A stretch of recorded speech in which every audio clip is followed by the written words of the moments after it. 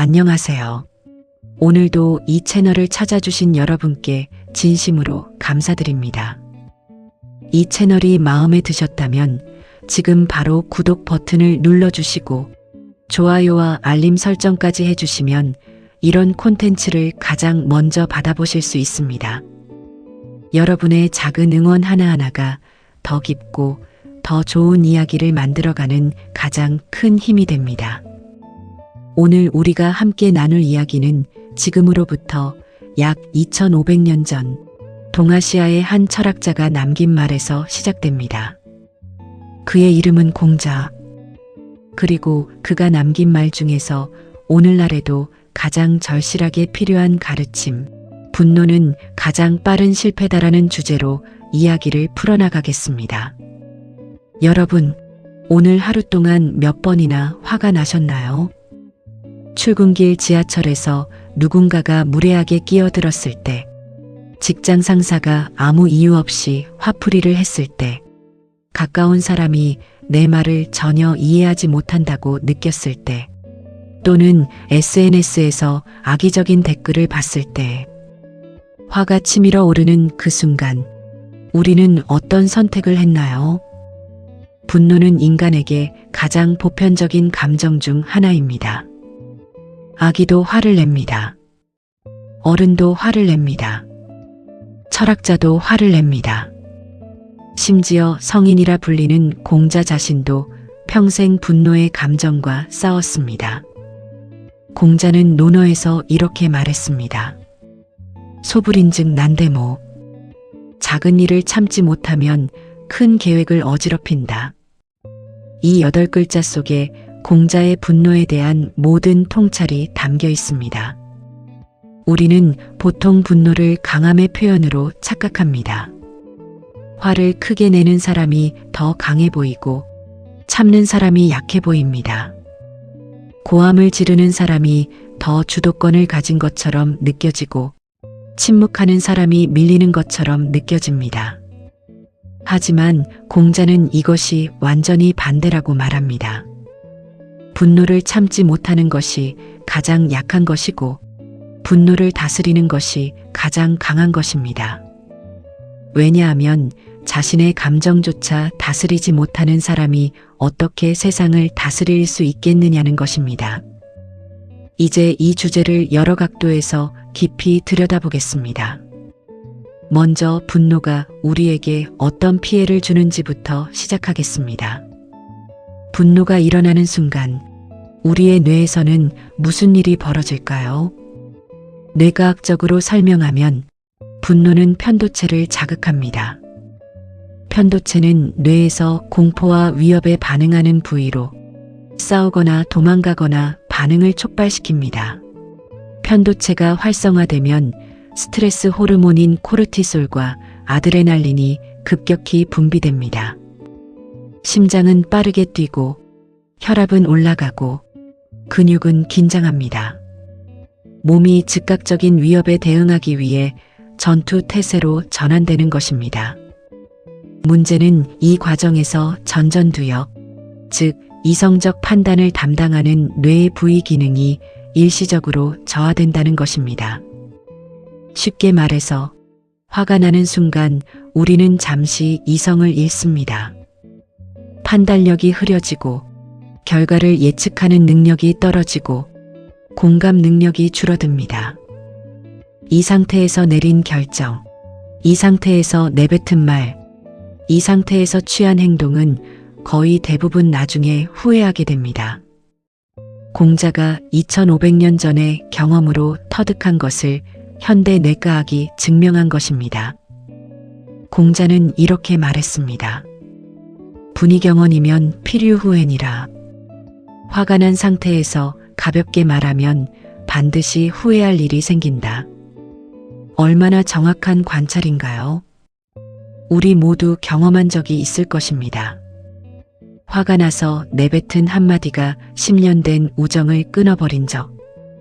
분노에 못 이겨보낸 메시지가 중요한 비즈니스 관계를 망가뜨린 적. 순간적인 화를 참지 못해 가장 사랑하는 사람에게 돌이킬 수 없는 상처를 준 적. 그 후에는 때때로 수년이 지나도 가슴 한쪽에 남아 우리를 괴롭힙니다. 자, 그렇다면 역사 속에서 분노를 참지 못해 몰락한 사람들의 이야기를 살펴보겠습니다. 이것이 단순한 감정의 문제가 아니라 인생 전체를 뒤바꾸는 결정적 요인임을 보여주는 사례들입니다. 첫 번째 이야기는 항우입니다. 중국 역사상 가장 강력한 무장 중 한 명이었던 항우는 천하를 손에 쥐고도 결국 유방에게 패의 자결로 생을 마감했습니다. 그의 몰락의 가장 큰 원인 중 하나가 바로 분노 조절의 실패였습니다. 항우는 뛰어난 전쟁 능력을 가지고 있었습니다. 전장에서는 누구도 그를 이길 수 없었습니다. 하지만 그는 분노를 참지 못했습니다. 자신의 의견에 반하는 부하를 화가 난 상태에서 즉각 처벌했고, 공을 세운 사람에게 적절한 보상을 나눠주는 것을 인색하게 했습니다. 반면 유방은 어땠나요? 유방은 항우에 비해 훨씬 능력이 부족했습니다. 전쟁도 잘 못했고, 학식도 없었고, 출신 배경도 변변찮았습니다. 하지만 유방은 화를 다스릴 줄 알았습니다. 자존심이 상해도 참을 줄 알았고, 불리한 상황에서도 감정이 아닌 이성으로 판단했습니다. 그 결과 뛰어난 인재들이 항우를 떠나 유방에게 모였습니다. 장량, 한신, 소하. 이 세 명의 인재가 유방을 천자의 자리에 올려놓았습니다. 항우의 분노가 인재를 쫓아내고 유방의 인내가 인재를 끌어당긴 것입니다. 공자의 말이 역사를 통해 증명된 것입니다. 소불인즉 난대모. 작은 분노를 참지 못하면 큰 계획이 무너집니다. 두 번째 이야기는 좀 더 우리 가까이에 있는 현대의 이야기입니다. 스티브 잡스의 이야기입니다. 잡스는 천재적인 혁신가였지만 동시에 극심한 분노와 감정 폭발로 유명했습니다. 그는 1985년 애플에서 쫓겨났습니다. 그 원인 중 하나는 그의 통제할 수 없는 분노와 독단적인 행동이었습니다. 자신의 의견과 다른 직원들을 공개적으로 모욕했고 회의에서 격렬하게 화를 냈습니다. 이런 행동이 결국 이사회와의 갈등을 불러일으켰고 자신이 만든 회사에서 쫓겨나는 결과를 낳았습니다. 물론 잡스는 훗날 돌아와 애플을 세계 최고의 기업으로 만들었습니다. 하지만 그 과정에서 그는 자신의 분노를 어느 정도 관리하는 법을 배웠습니다. 여전히 완벽하지는 않았지만 적어도 전략적으로 언제 화를 낼지, 언제 참을지를 계산하기 시작했습니다. 그것이 그의 제2막을 가능하게 한 변화 중 하나였습니다. 세 번째 이야기는 조금 더 일상적입니다. 어느 유능한 영업사원의 이야기입니다. 그는 탁월한 실력으로 회사에서 최고의 성과를 내는 직원이었습니다. 하지만 어느 날 중요한 거래처 미팅에서 상대방이 무례한 말을 했고 그 순간 분노를 참지 못하고 자리를 박차고 나왔습니다. 결과는 어떻게 됐을까요? 그 거래처와의 계약이 취소됐습니다. 회사는 수억 원의 손실을 봤습니다. 그 영업사원은 결국 회사를 떠나야 했습니다. 단 한 번의 분노, 단 한순간의 감정 폭발이 모든 것을 날려버린 것입니다. 공자가 말했습니다. 군자는 말로 사람을 들어올리지 않고 사람으로 말을 패하지 않는다. 이것은 감정이 아닌 이성으로 순간이 아닌 전체를 보는 시각을 가지라는 뜻입니다. 이제 공자의 철학 속에서 분노를 어떻게 바라보고 다뤄야 하는지를 더 깊이 살펴보겠습니다. 공자의 핵심 가르침은 인입니다. 인은 흔히 사랑 또는 어질무로 번역되지만 그 의미는 훨씬 깊고 넓습니다. 인은 인간으로서 가져야 할 가장 높은 덕목, 즉 자신과 타인을 모두 이롭게 하는 마음의 상태를 의미합니다. 분노는 인과 정반대의 상태입니다. 분노의 상태에서는 타인을 이롭게 하기는커녕 타인을 해치려는 충동이 앞섭니다. 자신도 해칩니다. 분노는 인간을 인의 상태에서 가장 멀리 데려가는 감정입니다. 그래서 공자는 인을 실천하는 것과 분노를 다스리는 것은 사실상 같은 이야기라고 봤습니다. 인을 향해 수양하는 사람은 자연스럽게 분노가 줄어듭니다. 분노가 줄어든 사람은 더 깊은 인의 경지에 다가갑니다. 이 둘은 서로를 강화하는 관계입니다. 공자는 또한 의에 대해 이야기했습니다. 의는 옳음, 즉 무엇이 진정으로 올바른 행동인가에 관한 것입니다. 분노에 이끌린 행동은 대부분 의롭지 못합니다. 화가 나서 한 말, 화가 나서 취한 행동은 나중에 돌아보면 의롭지 않은 경우가 많습니다. 반대로 의를 기준으로 판단하는 사람은 분노에 쉽게 흔들리지 않습니다. 이것이 지금 올바른 행동인가를 먼저 물으면 감정이 판단을 지배하기 어렵습니다. 의라는 기준이 분노라는 충동 앞에 방파제가 되어주는 것입니다. 그리고 예가 있습니다. 예는 단순히 예의 바름이 아닙니다. 예는 인간이 서로를 대하는 방식에 관한 체계, 즉 사회적 관계를 유지하는 규범입니다. 분노가 폭발하면 예는 가장 먼저 무너집니다. 화가 난 상태에서는 예절이 사라집니다. 상대방의 인격을 존중하는 태도가 사라집니다. 그리고 예가 무너지면 관계가 무너지고 관계가 무너지면 사회적 신뢰가 무너집니다. 공자가 예를 그토록 강조한 이유 중 하나가 바로 분노의 파괴적인 힘으로부터 관계를 지키기 위함이었습니다. 이인, 의, 예라는 세 가지 덕목은 모두 분노를 다스리는 것과 직결되어 있습니다. 공자의 가르침은 결국 감정을 다스리는 사람이 인생을 다스린다는 하나의 진실로 수렴됩니다. 자, 이제 좀 더 구체적으로 들어가 보겠습니다. 분노를 다스리지 못하면 구체적으로 어떤 손실이 생길까요? 첫 번째 손실은 관계의 손실입니다. 인간의 삶에서 가장 소중한 것은 관계입니다. 부모와 자식의 관계, 배우자와의 관계, 친구와의 관계, 직장 동료와의 관계. 이 모든 관계는 신뢰라는 토대 위에 세워집니다. 그런데 분노는 신뢰를 가장 빠르게 파괴하는 힘을 가지고 있습니다. 화가 난 상태에서 내뱉은 말은 그 사람의 진심처럼 들립니다. 화가 나서 한 말이니까 신경 쓰지 말라고 해도 그 말은 이미 상대방의 가슴에 박혀 있습니다. 심리학 연구에 따르면 인간의 기억은 긍정적 경험보다 부정적 경험을 훨씬 오래, 훨씬 강렬하게 저장합니다. 이것을 부정성 편향이라고 합니다. 즉, 100번의 좋은 기억보다 1번의 나쁜 기억이 더 오래 남습니다. 분노로 인해 상대방에게 준 상처 하나가 그 전까지 쌓아온 100번의 좋은 기억을 무색하게 만들 수 있습니다. 이것이 분노가 관계에서 가장 위험한 이유입니다. 공자는 기소불욕, 물시어인이라고 했습니다. 자기가 하고 싶지 않은 것을 남에게 강요하지 마라. 이것이 황금률입니다. 누구도 화를 당하고 싶지 않습니다. 그렇다면 나도 남에게 화를 내지 말아야 합니다. 두 번째 손실은 기회의 손실입니다. 분노는 판단력을 흐리게 하고 그 결과 중요한 기회를 놓치게 만듭니다. 비즈니스 현장에서 협상은 감정의 싸움이기도 합니다.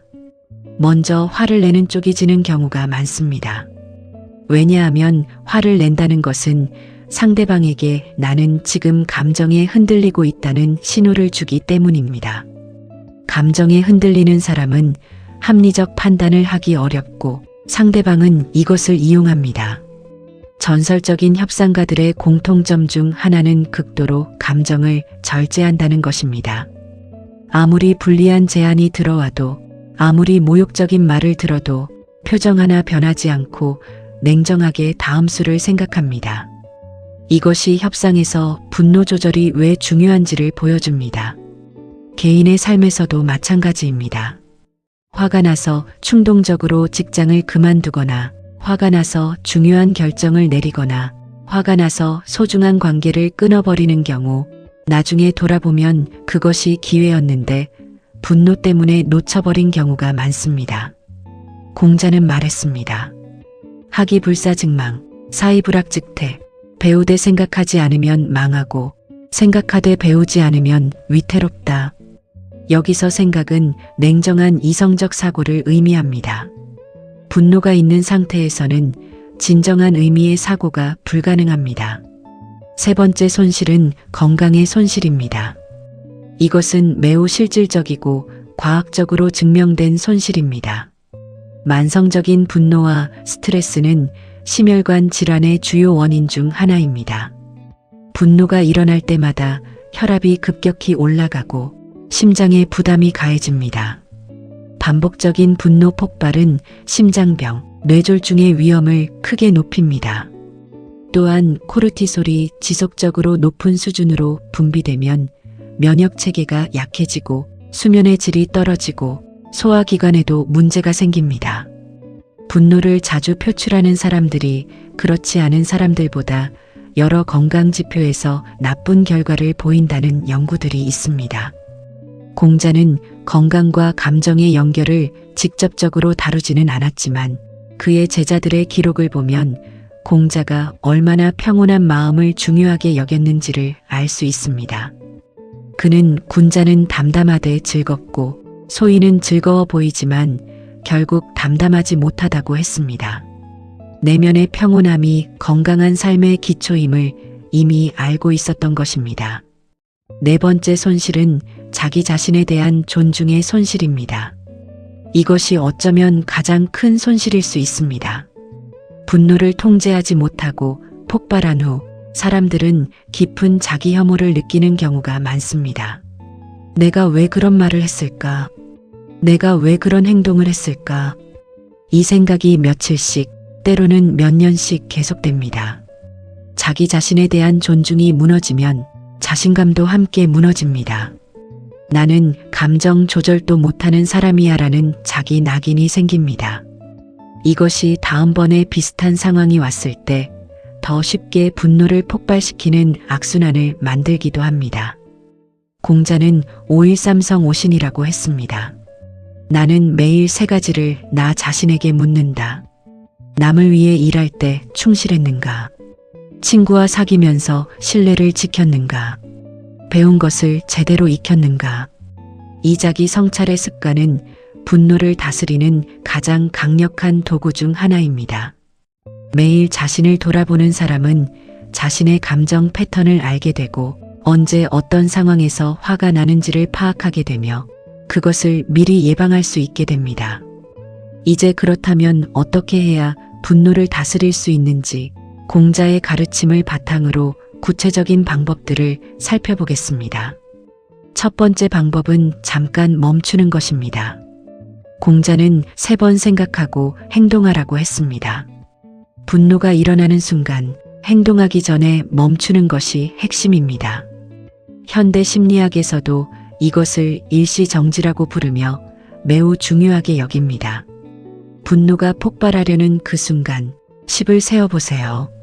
10초가 지나면 편도체의 반응이 조금 가라앉고 전전두엽이 다시 작동하기 시작합니다. 그 10초가 인생을 바꿀 수 있습니다. 어떤 연구에서는 화가 난 상태에서 결정을 내리기 전에 24시간을 기다리는 원칙을 제안합니다.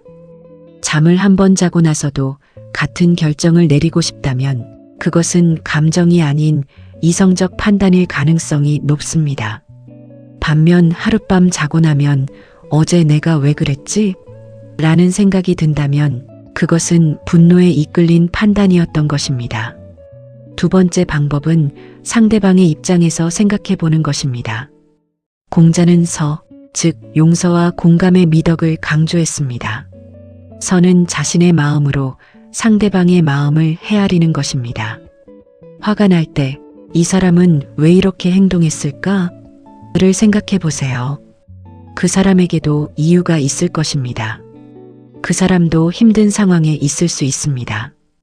그 사람도 실수를 할 수 있는 인간입니다. 물론 이것이 쉽지 않습니다. 화가 난 상태에서 상대방을 이해하는 것은 매우 어려운 일입니다. 하지만 연습을 통해 가능합니다. 그리고 이것이 가능해질 때 분노의 강도는 현저히 줄어듭니다. 세 번째 방법은 분노의 근본 원인을 파악하는 것입니다. 분노는 항상 표면적인 원인과 근본적인 원인이 있습니다. 표면적으로는 누군가의 말 한마디 때문에 화가 난 것처럼 보이지만 근본적으로는 인정받고 싶은 욕구, 공정하게 대우받고 싶은 욕구, 통제력을 잃고 싶지 않은 욕구 같은 더 깊은 필요가 충족되지 않아서인 경우가 많습니다. 공자의 자기 성찰 철학은 바로 이 근본 원인을 파악하는 것입니다. 나는 왜 화가 났는가? 그 화 아래에 무엇이 있는가? 내가 진정으로 원하는 것은 무엇인가? 이 질문들이 분노의 뿌리를 건드립니다.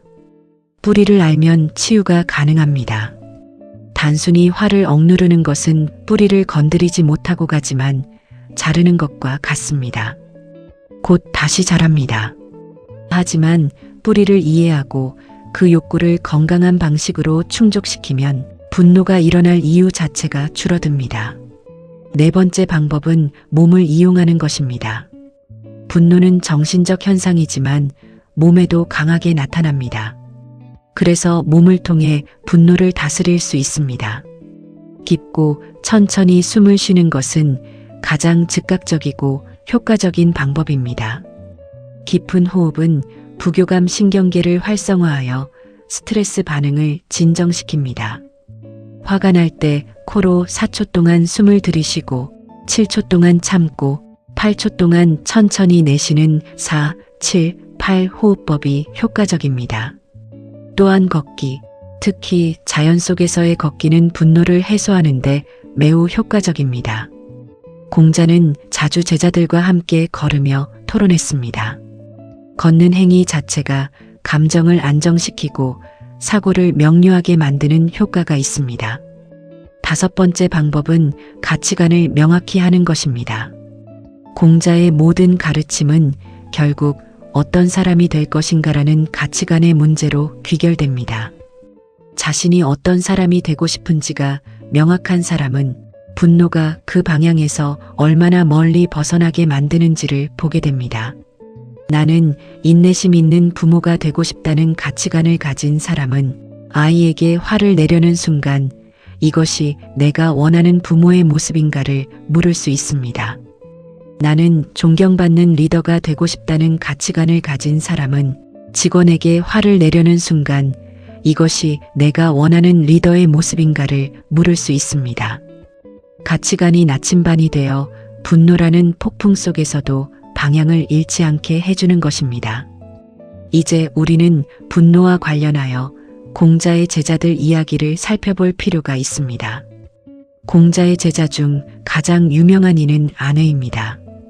공자가 가장 아끼던 제자였던 아내는 노브리과라는 덕목을 실천했습니다. 화가 나더라도 그 화를 다른 사람에게 옮기지 않는다는 뜻입니다. 이것이 얼마나 어려운 일인지 생각해 보세요. 우리는 상사에게 혼나면 부하 직원에게 화풀이를 합니다. 부부 싸움을 하면 아이에게 화풀이를 합니다. 직장에서 스트레스를 받으면 집에 와서 가족에게 화풀이를 합니다. 이것을 전이 공격성이라고 합니다. 아내는 이것을 하지 않았습니다. 화가 나더라도 그 화를 무고한 사람에게 옮기지 않았습니다. 공자가 그토록 아내를 사랑했던 이유 중 하나가 바로 이 덕목이었습니다. 우리도 이것을 연습할 수 있습니다. 나는 지금 화가 나 있다. 하지만 이 화의 원인은 저 사람이 아니다. 그러니 저 사람에게 화를 내지 말자. 이 간단한 인식이 화풀이의 악순환을 끊을 수 있습니다. 또 다른 제자인 자로는 공자의 제자 중 가장 용맹하고 거친 인물이었습니다. 그는 분노를 즉각적으로 표현하는 성격을 가지고 있었습니다. 공자는 자로를 꾸짖기도 했지만 동시에 아꼈습니다. 그리고 자로에게 분노를 다스리는 법을 가르쳤습니다. 자로는 공자의 가르침을 통해 점차 변했습니다. 여전히 용맹했지만 분노보다 앞서 생각하는 법을 배웠습니다. 이것이 공자 교육의 핵심이었습니다. 사람은 바뀔 수 있다. 분노를 다스리는 것은 타고난 기질이 아니라 후천적으로 기를 수 있는 능력이다. 이 가르침은 오늘날에도 유효합니다. 감정 조절 능력은 유전적으로 결정된 것이 아닙니다. 물론 기질적인 차이는 있지만 훈련과 수양을 통해 누구나 더 나은 감정 조절 능력을 기를 수 있습니다. 이것을 현대 심리학에서는 감정지능, 줄여서 EQ라고 부릅니다. 하버드 대학교의 연구에 따르면 직업적 성공과 행복에 있어서 IQ보다 EQ가 더 중요한 예측 변수라는 결과가 있습니다. EQ의 핵심 요소 중 하나가 바로 자기 감정 조절 능력, 특히 분노 조절 능력입니다. 공자가 2500년 전에 직관적으로 알았던 것을 현대 심리학이 과학적으로 확인한 것입니다. 자, 이쯤에서 우리는 중요한 질문을 해야 합니다. 분노를 다스리는 것이 분노를 억누르는 것과 같은가요? 이 두 가지는 매우 다릅니다. 억누르는 것은 분노가 있지만 표현하지 않는 것입니다. 마치 뚜껑을 덮어놓은 냄비처럼 안에서는 계속 끓고 있습니다. 그리고 언제가 뚜껑이 날아갈 때 더 격렬하게 터져 나옵니다. 다스리는 것은 분노의 에너지를 다른 방향으로 전환하거나 분노 자체가 일어나는 내면의 조건을 바꾸는 것입니다. 이것이 진정한 의미의 감정 조절입니다. 공자는 억누름이 아닌 내면의 수양을 강조했습니다. 외적으로 참는 것이 아니라 내적으로 화가 날 이유 자체를 줄여나가는 것입니다. 이것이 인을 향한 수양의 과정입니다. 그렇다면 억누름이 아닌 다스림은 어떻게 가능할까요? 한 가지 매우 효과적인 방법은 분노를 인식하고 이름 붙이는 것입니다. 나는 지금 화가 나 있다라고 속으로 말하는 것만으로도 편도체의 활성화가 약해진다는 연구 결과가 있습니다. 감정에 언어를 부여하는 것이 감정의 강도를 낮추는 효과를 가져오는 것입니다. 이것을 감정 라벨링이라고 합니다. 화가 날 때 나는 지금 화가 났다. 그리고 그것은 괜찮다. 화는 인간의 자연스러운 감정이다. 하지만 나는 이 화를 어떻게 표현할지 선택할 수 있다라고 스스로에게 말해보세요. 이 간단한 내면의 대화가 분노를 억누르는 것이 아니라 다스리는 출발점이 됩니다. 또 다른 방법은 분노를 에너지로 전환하는 것입니다. 분노는 엄청난 에너지를 가지고 있습니다. 그 에너지를 파괴적인 방향이 아닌 건설적인 방향으로 돌릴 수 있습니다. 역사 속에 많은 위대한 업적들이 분노에서 시작된 경우가 있습니다. 불공정함에 대한 분노가 사회 변화를 이끌었습니다. 억압에 대한 분노가 독립운동을 촉발했습니다. 차별에 대한 분노가 인권운동의 동력이 되었습니다. 하지만 이것이 가능했던 것은 그 분노를 즉각적으로 폭발시키지 않고 더 큰 목적을 위한 에너지로 전환했기 때문입니다. 공자가 말한 소불인즉 난대모의 반대편에 대불이는 대모를 이룬다는 원칙이 있습니다. 큰 것을 참는 자가 큰 계획을 이룬다. 이제 우리 일상에서 가장 자주 만나는 분노의 상황들을 살펴보고 그것을 어떻게 다스릴 수 있는지 구체적으로 이야기해 보겠습니다. 첫 번째 상황은 직장에서의 분노입니다. 직장은 분노가 가장 자주 일어나는 공간 중 하나입니다. 불합리한 지시, 인정받지 못하는 노력, 동료의 무례함, 상사의 부당한 대우. 이런 상황에서 분노를 즉각 표출하면 어떻게 될까요? 단기적으로는 시원할 수 있습니다. 하지만 장기적으로는 직장 내 평판이 손상되고 승진 기회를 잃고 최악의 경우 직장을 잃을 수도 있습니다. 공자의 가르침을 적용하면 이렇게 됩니다. 화가 나는 상황을 만났을 때 먼저 멈추세요. 그리고 물으세요. 이 상황에서 내가 원하는 결과는 무엇인가? 화를 내는 것이 그 결과를 얻는데 도움이 되는가? 대부분의 경우 대답은 아니오입니다. 그렇다면 화가 난 감정을 느끼면서도 원하는 결과를 얻기 위한 가장 효과적인 행동이 무엇인지를 생각하세요. 때로는 침묵이, 때로는 차분한 대화가, 때로는 공식적인 절차를 밟는 것이 가장 효과적입니다. 하지만 화를 폭발시키는 것은 거의 항상 가장 비효과적인 선택입니다. 두 번째 상황은 가족관계에서의 분노입니다. 아이러니하게도 우리는 가장 사랑하는 사람에게 가장 쉽게 화를 냅니다. 가족이기 때문에 괜찮겠지 하는 무의식적인 생각, 가족 앞에서는 긴장을 풀고 있기 때문에 감정 조절 에너지가 부족한 것, 가족이 내 버튼을 정확히 알고 있기 때문에 더 잘 자극되는 것. 이 모든 이유들이 가족관계를 분노의 화풀이 장소로 만드는 원인입니다. 공자는 가족관계에서 효와제, 즉 부모에 대한 효도와 형제자매 간의 우애를 최고의 덕목으로 꼽았습니다. 이것은 단순히 효도하라는 말이 아닙니다. 가족이라는 가장 기본적인 관계에서 인을 실천하지 못하는 사람이 어떻게 더 넓은 세상에서 인을 실천할 수 있겠느냐는 것입니다. 가족에게 분노를 다스리는 것이 모든 관계에서 분노를 다스리는 연습의 시작점이 됩니다. 세 번째 상황은 불공정함에 대한 분노입니다. 세상이 불공정하다고 느낄 때의 분노. 이것은 매우 자연스럽고 심지어 정당한 감정입니다. 하지만 공자의 관점에서 보면 불공정함에 분노하는 것은 이해할 수 있지만 그 분노를 어떻게 다루느냐에 따라 그 사람의 그릇이 결정됩니다. 분노를 무기력한 원망으로 끝내느냐 아니면 변화를 만들어내는 에너지로 전환하느냐. 이것이 군자와 소인의 차이입니다. 공자 자신도 불공정한 세상을 보며 분노했을 것입니다. 그가 살았던 춘추 시대는 전쟁과 혼란의 시대였습니다. 하지만 그 분노를 그는 논어와 예학의 회복을 위한 노력으로 전환했습니다. 그 결과 수천 년이 지난 지금도 그의 가르침이 이어지고 있습니다. 이제 조금 다른 각도에서 이야기해 보겠습니다. 분노를 다스리는 것이 왜 더 강한 것인지를 설득력 있게 보여주는 현대의 사례들을 살펴보겠습니다. 넬슨 만델라의 이야기를 아시나요? 그는 27년간 감옥에 갇혔습니다. 억울하게, 불공정하게. 그에게는 분노할 모든 이유가 있었습니다. 하지만 그는 감옥에서 나왔을 때 분노가 아닌 화해를 선택했습니다.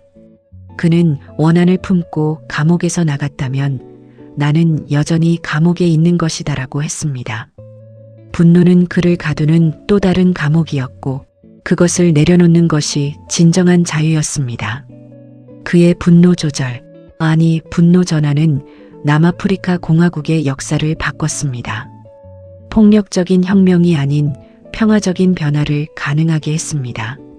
이것이 분노를 다스리는 사람이 세상을 다스린다는 공자의 가르침이 현대에 실현된 가장 강력한 사례 중 하나입니다. 또 하나의 이야기는 버락 오바마입니다. 미국 최초의 흑인 대통령으로서 그는 상상할 수 없는 수준의 인종적 모욕과 차별을 경험했습니다. 재임 기간 동안 그에 대한 인종차별적 발언과 행동은 끊임없이 이어졌습니다. 하지만 오바마는 공개적으로 분노를 폭발시키지 않았습니다. 대신 그는 우리는 더 나을 수 있다는 메시지를 일관되게 유지했습니다. 그의 냉정함과 품위 있는 태도는 역설적으로 더 강력한 메시지를 전달했습니다. 화를 참는 것이 아니라 그 에너지를 더 높은 곳을 향하게 한 것입니다. 이것이 공자가 말하는 군자의 모습입니다. 군자는 감정이 없는 사람이 아닙니다. 감정을 가지고 있지만 감정에 지배당하지 않는 사람입니다. 감정을 느끼지만 그 감정이 향하는 방향을 스스로 선택할 수 있는 사람입니다. 이제 공자의 또 다른 중요한 가르침을 살펴보겠습니다. 군자화이부동, 소인동이부라. 군자는 다름을 인정하면서도 조화를 이루고 소인은 같음을 주장하면서도 조화를 이루지 못한다. 이것은 분노와 직결됩니다. 많은 분노가 왜 저 사람은 나와 다르게 생각하는가에서 비롯됩니다. 자신의 생각과 다른 의견을 마주했을 때 그것을 틀린 것으로 보고 분노하는 것이 소인의 태도입니다. 하지만 군자는 다름을 받아들입니다. 저 사람은 나와 다르게 생각한다. 그것은 틀린 것이 아니라 다른 것이다. 우리는 서로 다르지만 함께 조화를 이룰 수 있다. 이 태도가 분노를 줄이고 관계를 풍요롭게 합니다. 현대 사회에서 우리는 너무나 다양한 생각과 가치관을 가진 사람들과 함께 살아갑니다. 정치적 견해가 다르고 종교가 다르고 생활 방식이 다릅니다. 이 다름 앞에서 끊임없이 분노한다면 우리는 매일매일 분노 속에서 살아야 합니다. 공자의 화이부동은 이 시대에 가장 필요한 지혜 중 하나입니다. 다름을 인정하면서도 함께 살아가는 방법, 그것이 분노를 줄이고 평화를 만들어가는 길입니다. 이제 우리는 분노와 용서의 관계에 대해 이야기해야 합니다. 분노를 다스리는 것과 용서하는 것은 깊이 연결되어 있습니다. 공자는 용서에 대해 직접적으로 이야기했습니다. 원한을 덕으로 갚는가라는 질문에 그는 이렇게 답했습니다. 그렇다면 덕은 무엇으로 갚겠는가? 원한은 공정함으로 갚고 덕은 덕으로 갚아라. 이것은 무조건적인 용서를 강요하는 것이 아닙니다. 공자는 현실적이었습니다. 모든 것을 무조건 용서하는 것이 아니라 공정함을 기준으로 판단하라는 것입니다. 하지만 용서가 필요한 상황에서 용서하지 못할 때 그 분노는 자신을 가장 크게 해칩니다. 용서하지 않는 것은 자신이 계속 분노의 포로가 되는 것입니다. 현대 심리학도 이것을 확인합니다. 용서는 상대방을 위한 것이 아니라 자신을 위한 것입니다. 용서를 통해 분노라는 짐을 내려놓을 때 자신의 정신적, 신체적 건강이 회복됩니다. 용서는 약함이 아닙니다. 용서는 분노의 포로에서 벗어나는 가장 강력한 행동입니다. 이제 우리가 이야기를 마무리해 가면서 분노를 다스리는 삶이 어떤 모습인지를 그려보겠습니다. 분노를 다스리는 사람은 주변 사람들이 더 편안하게 대할 수 있습니다. 언제 폭발할지 모르는 사람 옆에 있는 것은 매우 필요합니다. 반면 감정이 안정적인 사람 곁에 있으면 사람들은 안심하고 자신을 드러냅니다. 그것이 더 깊은 신뢰와 관계를 만듭니다. 분노를 다스리는 사람은 더 명료하게 생각하고 더 현명한 결정을 내립니다. 감정의 안개가 걷히면 상황이 더 명확하게 보입니다. 어떤 결정이 진정으로 자신에게 이로운지, 어떤 방향이 진정으로 옳은지를 더 잘 볼 수 있습니다. 분노를 다스리는 사람은 더 건강합니다. 혈압이 안정적이고 수면의 질이 좋고 면역 체계가 강합니다. 감정의 건강이 몸의 건강을 만듭니다. 분노를 다스리는 사람은 자기 자신을 더 존중합니다. 자신의 감정을 조절할 수 있다는 사실이 자존감을 높입니다. 나는 화가 났지만 그 화를 현명하게 다스렸다는 경험이 쌓일수록 자기 효능감이 높아집니다. 공자는 마지막으로 이렇게 말했습니다. 인능홍도, 비도홍인, 사람이 도를 넓히는 것이지 도가 사람을 넓히는 것이 아니다. 이 말의 의미는 이것입니다. 분노를 다스리는 길, 인을 향하는 길은 책에 씌어 있는 것을 읽는다고 자동으로 얻어지는 것이 아닙니다. 그 길을 직접 걸어가는 사람, 매일 실천하는 사람만이 그 길을 넓혀갈 수 있습니다. 오늘 이 이야기를 들은 것으로 여러분이 분노를 완벽하게 다스리게 되지는 않습니다. 공자도 그렇게 말하지 않았습니다. 수양은 하루아침에 이루어지지 않습니다. 하지만 오늘부터 조금씩 화가 나는 순간 잠깐 멈추는 것, 10을 세어보는 것, 상대방의 입장을 한 번만 더 생각해 보는 것. 이 작은 실천들이 쌓여 삶을 바꿉니다. 분노는 인간의 가장 자연스러운 감정 중 하나입니다. 분노를 느끼는 것 자체가 문제가 아닙니다. 문제는 그 분노에 이끌려 행동하는 것입니다. 공자의 가르침은 분노를 느끼지 말라는 것이 아닙니다. 분노를 느끼더라도 그 분노에 지배당하지 말라는 것입니다. 자신의 감정을 지배하는 사람이 자신의 삶을 지배합니다.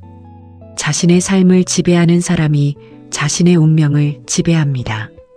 공자는 2500년 전에 이것을 알았고 평생을 통해 가르쳤습니다.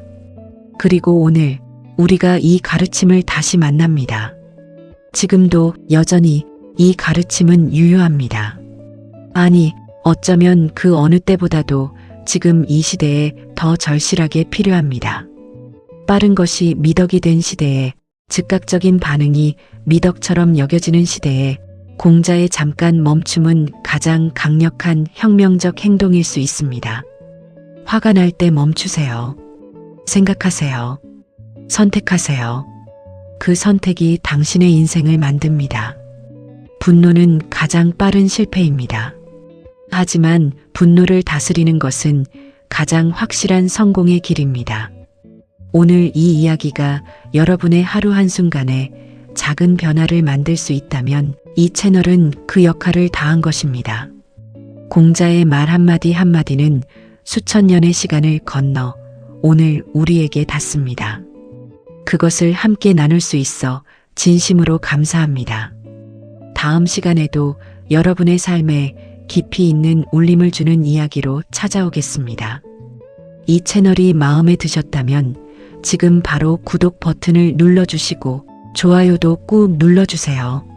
알림 설정까지 해두시면 새 영상이 올라올 때 가장 먼저 받아보실 수 있습니다. 여러분의 구독과 좋아요 하나하나가 이 채널을 지속하게 만드는 가장 소중한 힘입니다. 오늘도 끝까지 함께 해주셔서 진심으로 감사드립니다. 다음 영상에서 또 만나겠습니다.